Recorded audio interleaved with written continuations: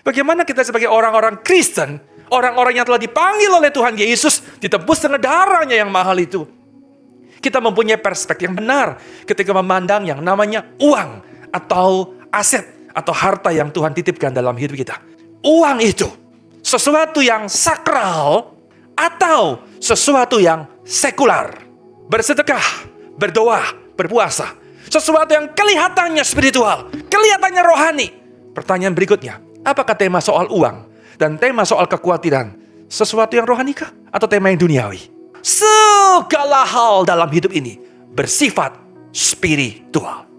Kenapa spiritual? Karena segala hal itu adalah ibadah. Sudah, jangan lupa loh, tidak ada satu detik dalam hidup manusia, orang-orang Kristen, yang tidak bersifat spiritual.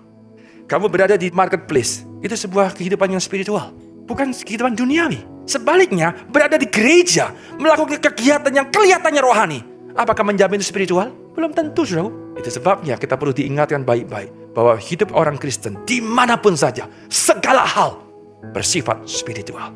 Setelah kita paham, oh ternyata uang itu bukan sesuatu yang dosa loh. Uang itu bukan sesuatu yang kemudian negatif. Uang itu bukan kemudian Anda mengatakan, aduh hati-hati soal uang lah, bahaya sekali ngomong soal uang. Oh tidak, saudaraku. Nah, setelah kita clear bahwa uang adalah sesuatu yang seharusnya bersifat spiritual bagi orang percaya, pertanyaan saya kedua adalah, kalau gitu, bolehkah Anda dan saya mengumpulkan uang? Tuhan Yesus tidak pernah melarang saudara mempunyai rekening, mempunyai deposito, mempunyai aset, mempunyai investasi, mempunyai asuransi. Silakan Anda mempunyainya. Dan itu sesuatu yang tidak salah. Tetapi menjadi salah ketika Anda perhatikan versi dalam bahasa Inggris. Saya sengaja mencantumkan ini supaya membandingkan bahwa ada sesuatu yang kurang di dalam bahasa Indonesia Alkitab kita. Jangan kamu menyimpan, jangan kamu kumpulin bagi dirimu sendiri harta di bumi. Nah, kita mulai tahu jawabannya.